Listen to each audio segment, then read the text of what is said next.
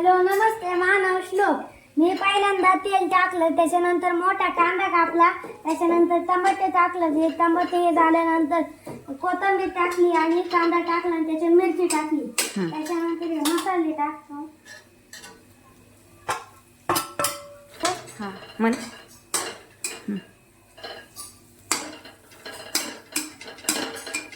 मी pause केला. आता भाजून सोलून घेतलेलं वांग तळलेलं त्याच्यात टाकणार.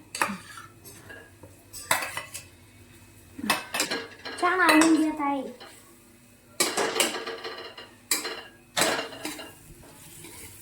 तर चवीपुरतं मीठ टाकणार आहे.